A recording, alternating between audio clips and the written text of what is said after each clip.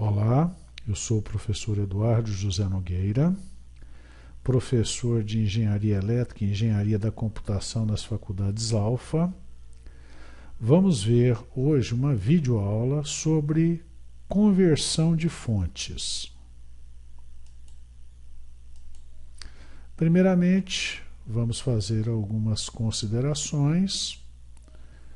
Depois vamos ver o conceito de fonte de tensão, conceito de fonte de corrente, a modelagem de geradores, conversão de fonte de tensão para fonte de corrente, conversão de fonte de corrente para fonte de tensão e depois, no final, vamos ver dois exemplos.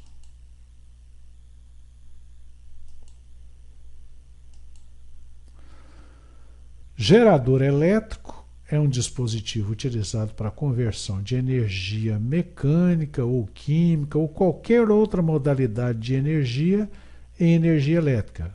Por exemplo, energia solar, energia eólica, etc. Então temos aqui um exemplo de gerador que todo mundo conhece, que é a pilha primária. A pilha primária é um gerador químico não recarregável. Ou seja, depois que a carga dela esgota, você não pode recarregá-la. Muita gente diz que recarrega a pilha primária, mas não passa de um engano. Alguns deixam a pilha na geladeira, dizendo que ela recarrega, outros deixam no sol, dizendo que ela recarrega, e não é nada disso. Quando a pilha fica fraca, se você deixar ela sem uso por algum tempo, algumas horas, quando você colocar ela no aparelho que você utiliza novamente, um rádio, por exemplo, uma lanterna, ela vai recomeçar um pouquinho mais forte do que a última vez que você utilizou, mas logo isso se esgota. Isso aconteceria se você colocasse a pilha na geladeira, no sol, em qualquer lugar que você deixar a pilha, vai acontecer a mesma coisa. Pilha primária não é recarregável. Então, gerador químico é aquele gerador que converte a energia de uma reação química em energia elétrica. Temos nessa outra figura uma bateria. Isso aí é uma bateria usada em sistemas de alarme. O que é uma bateria? Uma bateria é um conjunto de pilhas secundárias associados normalmente em série. E o que é uma pilha secundária? Uma pilha secundária é um gerador químico que pode ser recarregado. A reação química de uma pilha secundária, ela é reversível.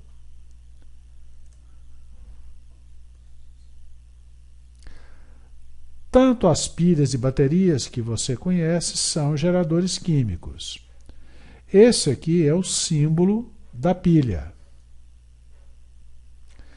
Esse mesmo símbolo esquemático da pilha, alguns autores de livro preferem adotá-lo como um gerador genérico de tensão contínua.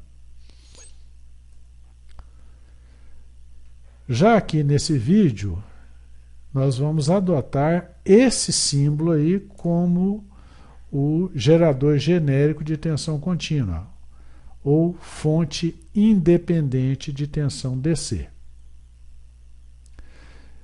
Esse é o símbolo esquemático da bateria. Uma bateria é uma associação de pilhas, pode ser em série ou em paralelo. Então, quando usarmos o termo bateria, é uma associação de pilhas em série ou em paralelo. Normalmente em série. Por exemplo, uma bateria de automóvel é uma associação de 6 pilhas secundárias em série. Cada vaso da bateria é uma pilha. Vamos agora ver o conceito de fonte de tensão. Uma fonte de tensão ideal é um dispositivo capaz de gerar e manter em seus terminais uma diferença de potencial epsilon e mantê-la constante qualquer que seja a corrente por ela fornecida. Então, está aí o nosso símbolo da fonte de tensão. Esse epsilon aqui é uma letra grega utilizado para designar a tensão que ela gera. A fonte de tensão ideal, ela tem resistência interna nula, ou seja, igual a zero. Então, se eu pegar uma fonte de tensão ideal, ligar nos terminais dela uma carga que solicita uma corrente de 2 amperes, ela vai manter a tensão nos terminais, que seria aquela mesma que você mediria a vazio, sem nenhuma carga. Se aumentando a corrente solicitada pela carga, aqui nós pegamos inicialmente uma resistência de 7 ohms, trocamos por uma resistência de 0,7, ou seja, dividimos o valor da resistência por 10, isso fez multiplicar o valor da corrente por 10 também. Passou de 2 amperes, aqui está 2,0, para 20,0. E a tensão nos terminais continuou a mesma. Veja que nos dois casos nós temos 14 volts. 14 volts com 2 amperes, 14 volts com 20 amperes. Então, em uma fonte de tensão ideal, a DDP se mantém constante, qualquer que seja o valor de RL. DDP significa diferença de potencial, que é a mesma coisa que tensão. E esse A de cabeça para baixo aqui significa qualquer que seja. Uma fonte de tensão real sempre terá uma resistência maior do que zero, resistência interna. Normalmente essa resistência interna é muito pequena, mas ela sempre vai ser maior do que zero. Uma fonte de tensão real, ela é representada como uma fonte de tensão ideal em série com uma resistência interna RI. Está aí o esquema de uma fonte de tensão real. Está aqui a fonte ideal, que gera uma tensão epsilon. Em série com essa fonte está a resistência interna, e aqui estão os terminais que ligam essa fonte ao mundo exterior. Para descobrirmos o valor de epsilon em uma fonte de tensão real, basta a gente medir a tensão a vazio dessa fonte basta a gente medir a tensão a vazio nos terminais dela, né? Isso é o epsilon.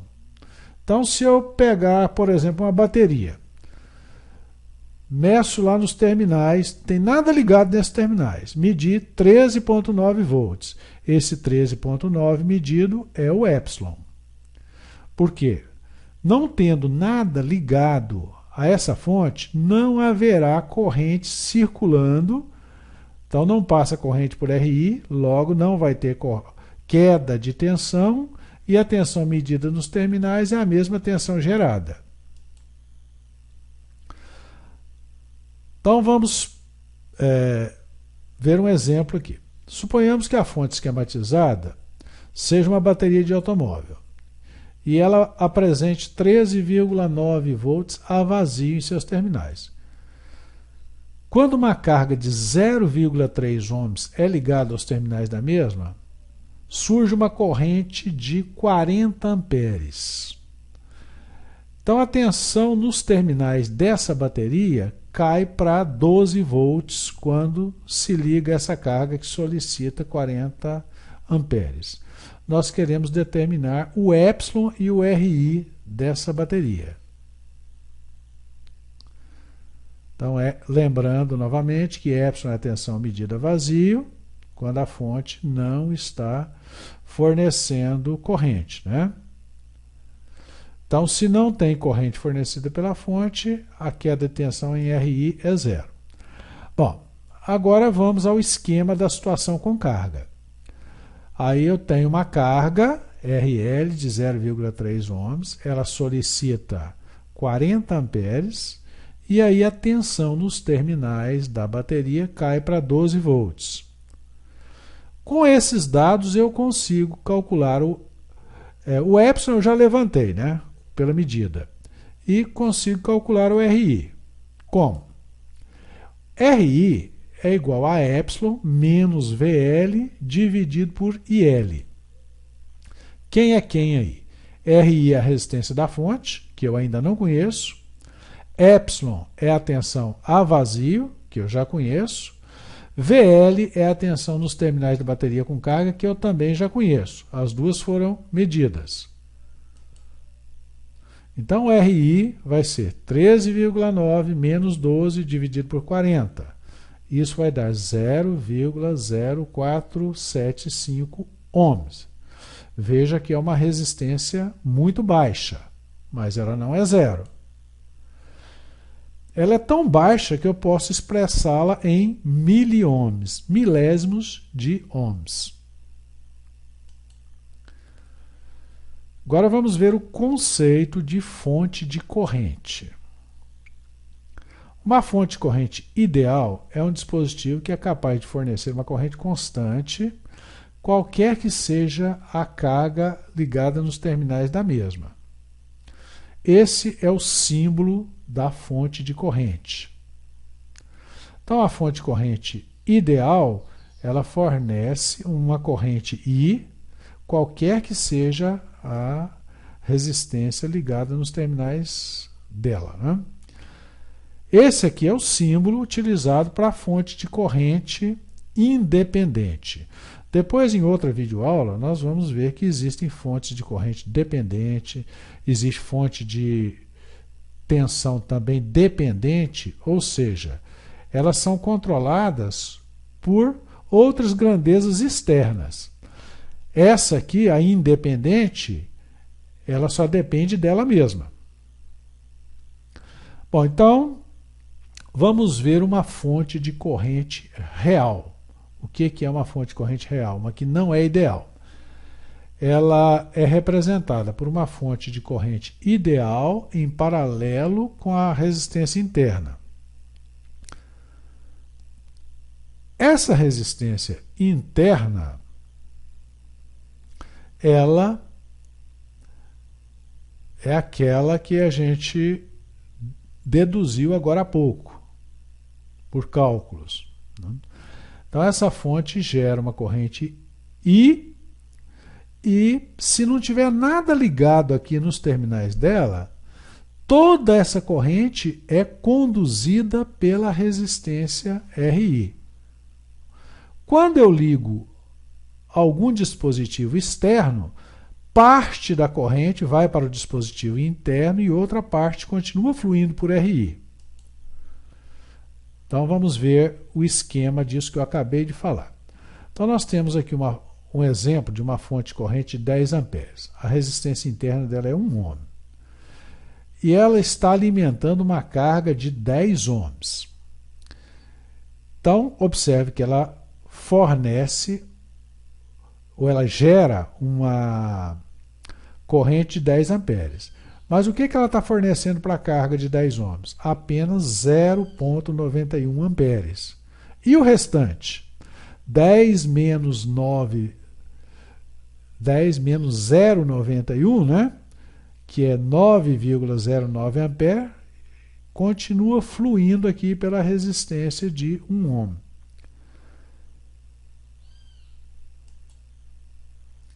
Bom, então eu posso, através desses dois conceitos de fonte de tensão e fonte de corrente, fazer a modelagem de qualquer gerador.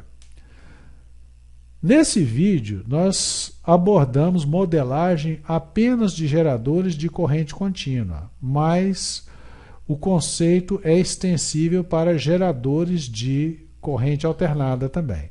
Só que nos geradores de corrente alternada, ao invés de eu tratar de resistência interna, eu vou tratar de impedância interna.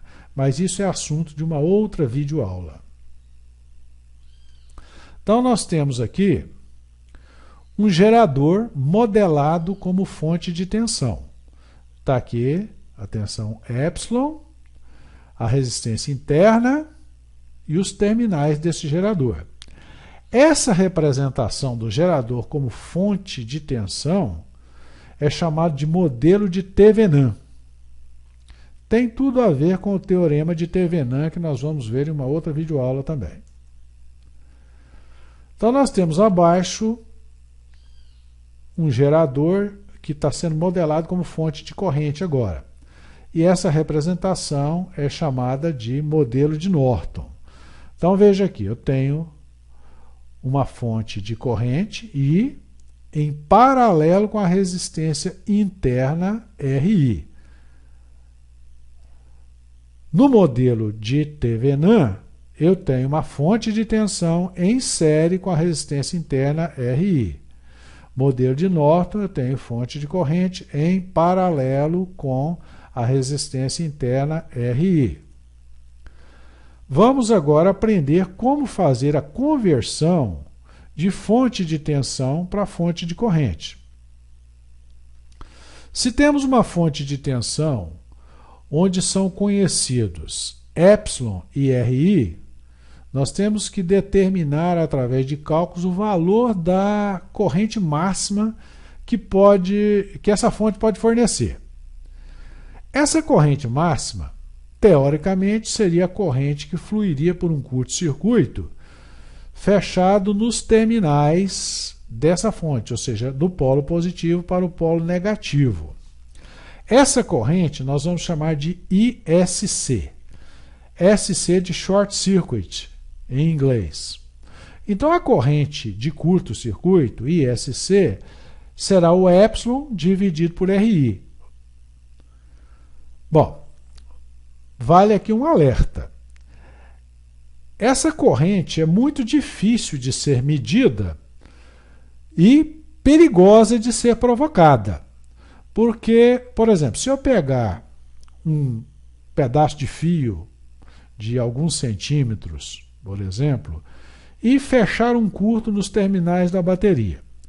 Primeiro problema, a maioria dos multímetros que a gente consegue comprar no nosso comércio só mede até 20 amperes. Tá? E, normalmente, a corrente de curto-circuito na bateria de um automóvel chega a centenas de amperes.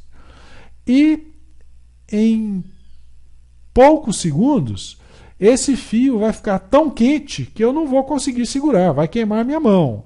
Além do excessivo centelhamento, provocando até risco de incêndio. Né?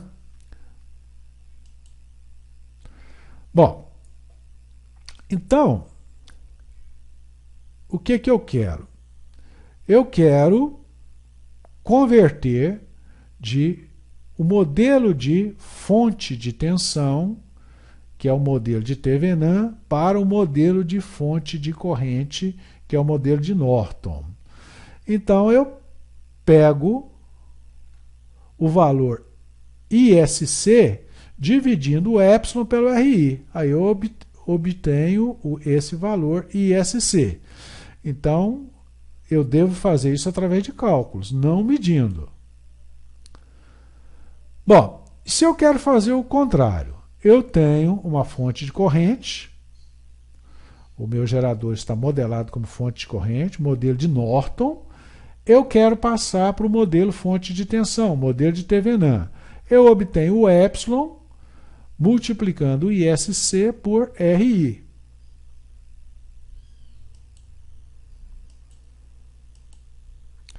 Vamos ver dois exemplos aqui. No primeiro exemplo, eu tenho uma pilha que alimenta uma lâmpada. Essa lâmpada recebe uma tensão de 1,5 volt, consome uma corrente de 175 miliamperes. Tá? Então, isso aí é no caso de um circuitinho onde eu estou trabalhando com tensão pequena, corrente pequena, isso aí eu posso facilmente medir com o multímetro, né? Bom, essa tensão de 1,5 medida com um multímetro na função de voltímetro, a corrente de 175 mA pode ser medida com o mesmo multímetro na função miliamperímetro. Mas quando eu desligo essa carga, aí eu deixo a pilha sem nada ligado nela, meço a tensão nos terminais, verifico que ela sobe para 1,7 volts. Esse 1,7 volts medido aqui é o nosso epsilon. Então vamos esquematizar as duas situações. Numa primeira situação, pilha a vazio. Chave aberta, não passa corrente pela lâmpada, corrente 0 mA, eu tenho essa tensão aqui de 1,7 volts. Ok? Então isso aqui é o valor do meu epsilon. Quando eu fecho a chave, eu vou ter um fluxo de 175 mA pelo circuito. E a tensão nos terminais da pilha cai para 1,5 volt. Por que que ela cai? Ao passar corrente pela resistência interna RI, eu vou ter nessa resistência interna uma queda de 0,2 volts. Aí eu posso calcular o RI. Né? O RI vai ser epsilon, que é 1,7, menos VL, que é 1,5, dividido por IL, que é 175 mA.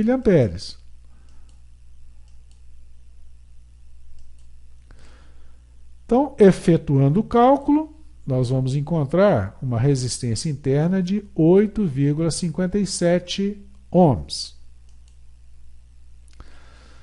Bom, agora que eu tenho a resistência interna, eu posso calcular o ISC, que é a corrente de curto-circuito. Vai ser epsilon dividido por RI. ISC vai ser, então, 1,7 dividido por 8,5714. Então, ISC 1,4875 amperes. Ampere, né? Porque não chega a 2. Então, arredondando com duas casas, seria 1,49 ampere. Então, agora nós podemos esquematizar o modelo de Thevenin, que está aqui à esquerda, e o modelo de Norton, à direita. Nosso segundo exemplo, uma bateria de automóvel, que apresenta em seus terminais uma tensão de 1,8 volts a vazio. Ligando os faróis, o que também liga os faroletes, com o motor desligado, a tensão cai para 11,9.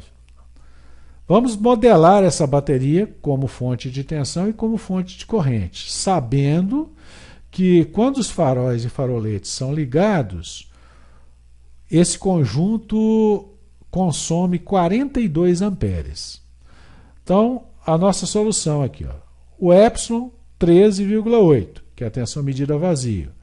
Tensão com carga, 11,9. E a corrente de carga, 42 amperes. Então, aplicando essa fórmula, então vamos ter aqui que a resistência interna vai dar esse valor de 45,238 miliohms. Então, está aqui o nosso modelo de Thevenin para a bateria e o modelo de Norton. Para achar o ISC, nós simplesmente dividimos o epsilon por RI. Então, nós temos aí os dois modelos, fonte de tensão e fonte de corrente. Bom, espero vocês nas minhas próximas videoaulas. Espero também que isso tenha sido útil para vocês, tá?